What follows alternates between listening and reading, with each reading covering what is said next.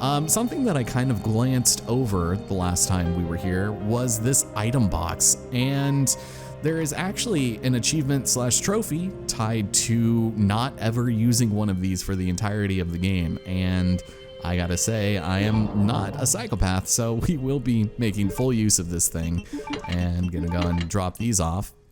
But over here we have the samurai edge, and as far as deluxe weaponry is concerned, this one is awful. The only reason I would recommend using this would only be for the first 10 minutes of playing Claire's campaign, because this is a little scary. Her revolver has a tendency not to reload that fast, although that will change soon, but this easily becomes outclassed later on, especially because you can't upgrade it in any capacity. It's only good in the beginning, and even with Leon and his Matilda, you just don't worry about the samurai edge. They don't even give you any ammo with it.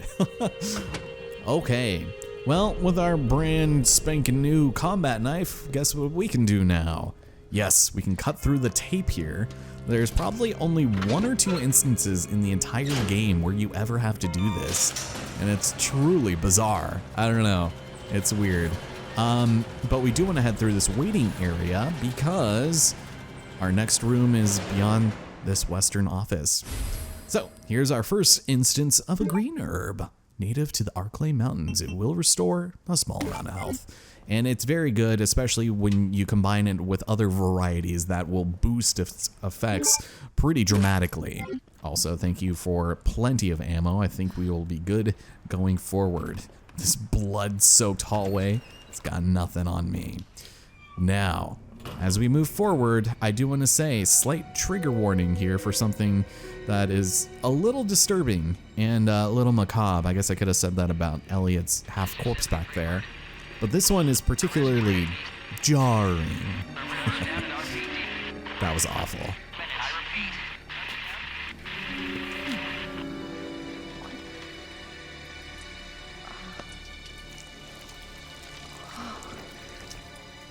Oh, God. Oh, God. Oh. What? Who's there? Man, I don't know about you, but that kind of looked like red velvet cake or something, just like the consistency of it. Also, this guy is completely impaled. Would suck to be him. Well, over here we have our first instance, in this playthrough at least, of a suit door, which you need the corresponding key in order to open. For Claire's campaign, we will find the heart key, and for Leon's, I believe it would be the club door. So some of these rooms, like this one, we can get in with both, but others will be completely unique to their own playthrough, and we will be detailing that as soon as we can, and that is fun business too. But as we move forward, is there? No one's spawned here yet. In hindsight, putting the board here is probably a better call. So we'll have to keep that in mind. And there's also, it's good to see you again, Kathy. I'll just let you go ahead and bust on through. And we'll go ahead and pop you a few times. Maybe. Come on. Don't make a liar out of me. She's totally gonna come back. This is eventually going to be swarmed with zombies, and it is very unpleasant. Okay, so let's go and grab this. Gonna need to re-up on my ammo again. And a record of events. On September 25th, we're turning the station into a temporary shelter due to the massive sudden outbreak. All police personnel have been instructed to make the safety of the citizens their top priority to try to accommodate as many as possible. But then an addendum was made. One of the refugees attacked us in the middle of the night, resulting in the death of 1 officer and injuring 3 others. The person in question was quickly restrained. This was simply a case of someone snapping under intense stress. Lovely. But then on top of that, the next day a mob attacked the station, resulting in a number of casualties. Few survivors were able to make it behind the emergency shutters, but surrounded as we were, it would be hard for any of us to escape. And then on the 27th, there was another clash on the west side of the station around 1 p.m. 12 people died, and there are only a handful of survivors left. Everything is falling into disarray. Well, that is a bit of a shame. But hey, at least we get ourselves a blood-stained map of the first floor of the police station. So again, very useful. Properly see where we've been, and if you get close enough to investigate a door, you can see whether or not it's unlocked or not. Since we haven't been close to this one, which is a diamond door, it's not going to show up as such. But if you walk past an item and didn't realize it, it'll show up on this map, thus increasing the level of its usefulness. So. Over here we've got ourselves a chain door. Once again, we'll have to come back with the bolt cutters, and that's when that hallway is going to be filled to the brim with the undead. Well, seeing as there's nowhere else to go, we're gonna make our way through this broken window, and what do we have here? It's our old buddy Officer Donuts, and just like I would be in the middle of a zombie apocalypse, he is completely transfixed at the snack machine. This is a one-to-one recreation of what it would look like if I was in this situation. But we can, oh my God, I'm so sorry. He had his mind set on those snacks apparently. Okay, well, you definitely don't want to pay any mind to old one-armed Andy over here, because this guy, Jesus, he has a lot of health too, for the love of God. How does a girl get so lucky? Okay, we have two rooms here, the West Office and the storage locker room. And this is an area we're going to be returning to a couple of times over the course of the game, because there are lots of really good things we can grab here, but unfortunately we lack the spare keys to really utilize the good stuff in here, starting with the storage locker terminal memo. It appears that the keypad to the locker's terminal is missing a few keys. I suggest that the person responsible for this mess find some spare keys and fix this right now. You know who you are, bastard. Who else would fuck it up this badly? Oh my God, this maintenance worker really has an axe to grind, doesn't he? Well, yeah, we can't really finagle this or, you know, do this any other way rather than finding a couple of spare keys here and there, so... what is of most importance, though, is returning here with the weapons key card. Playing as Claire, you do find yourself one of the most useful weapons in the game, the grenade launcher, complete with flame rounds and acid rounds. Whereas with Leon, of course, you get to endow the world with shotgun rain. And while both are fantastic methods of taking out large groups of zombies, it kind of depends on your playstyle. I just vastly prefer the grenade launcher in most situations that we need it. So let's go ahead and start opening up some of these lockers, starting with some pistol ammo, the old maximum standard, and we've also got, I do believe, yeah, it's just a roll of film that we are very close to being able to develop. But that is roughly everything we can get at the moment without the 2 or 3 keys. Can't really capitalize on much else of this, but we'll go and grab this. So, yeah, as of right now, this doesn't do anything for us, but we can hold on to it for now. And stick that in the stash for later. Nice. So, yeah, I thought this room was really unusual in the sense that why would you put any of your possessions or valuables in here for everybody to see? It's like, oh yeah, just Tom putting away his jacket, his backpack, and also his Walkman. Like, I don't know, why would you want to be able to see that? And anybody with access to this key code pad can just open any of these lockers at will. It's odd, it's bizarre, and I don't like it. Now, the West Office is pretty neat because we've got a slacking officer in here, and this guy has a tendency to, oh my God, get his head popped. Jesus. All right.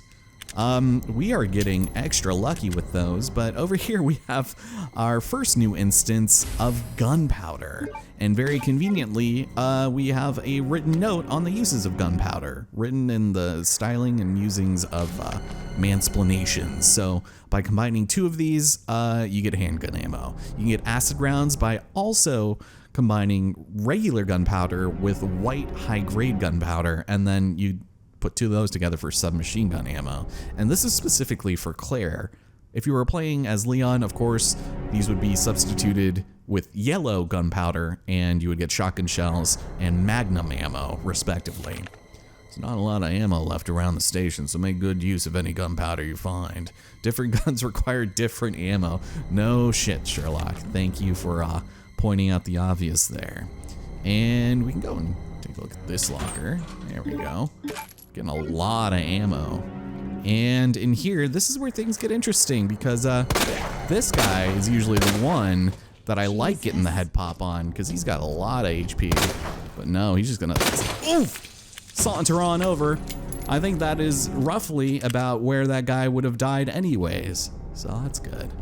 Here we have our desk, and this is such a tragic scene because walking in from the main hall, you would see a welcome Leon extravaganza. It's such a sad state of affairs. Well, over here we have a very interesting dilemma, the operation report. It's down to just me and 3 others. No weapons, no ammo, and too many skirmishes have drained us mentally and physically. We're not gonna make it. Officer Rita Phillips once suggested we escape through the sewers, because apparently there's a secret tunnel under this place left over from its museum days. That is a conspiracy theory if I ever heard it myself. There's no proof of that there's a tunnel or that the sewers aren't infested with zombies, but it's a long shot, and Elliot is gonna find out what he can about that tunnel, even if he dies trying by being ripped in half by a bunch of zombies. Yeah, that's kind of a sad state of affairs. I think we're good. I think we are okay. Now, for our next order of business, we have a safe here.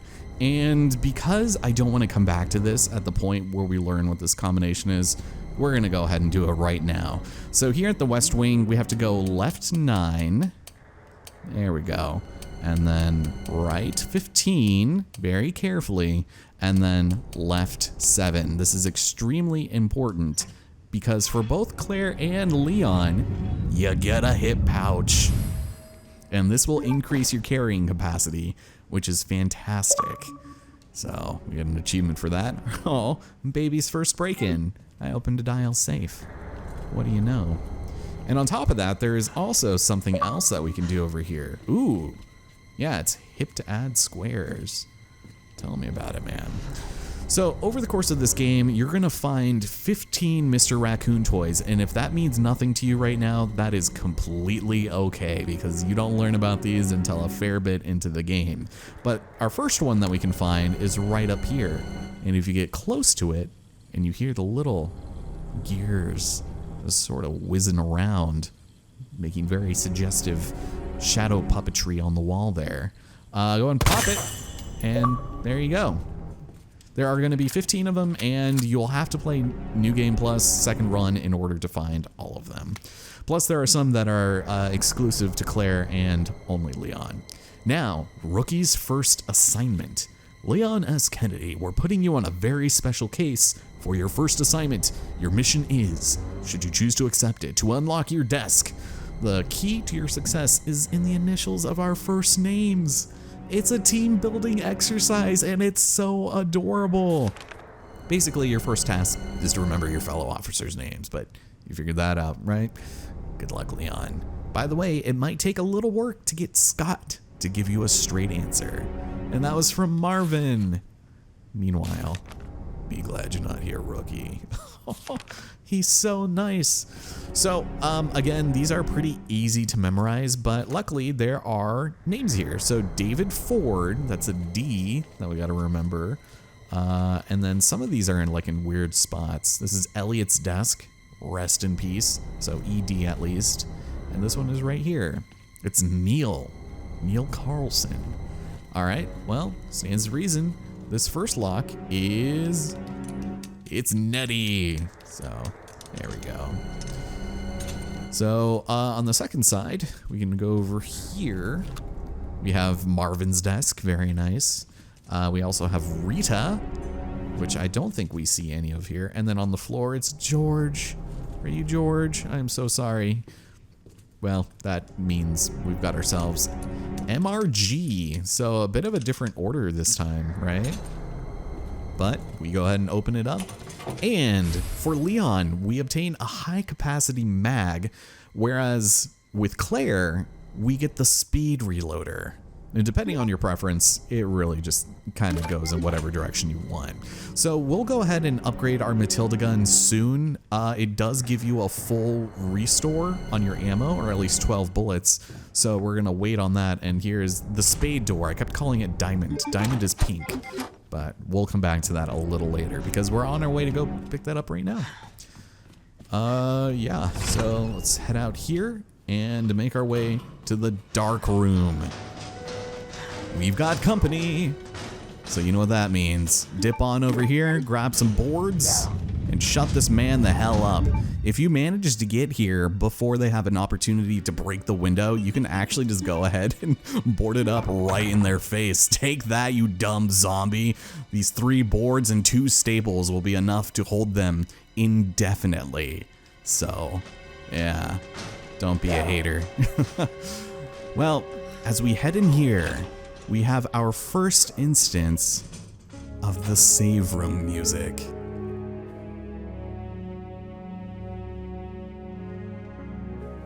It just brings such a calming, ethereal sensation over the body.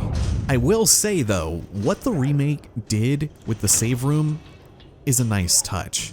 You walk in, it's dark, there's no music playing, might seem like a disappointment at first, until you turn the light on and you hear that familiar sound.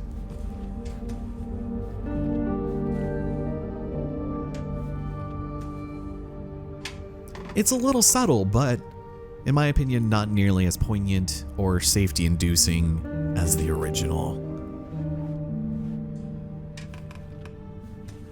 It's very somber and is honestly probably one of the saving graces of this soundtrack.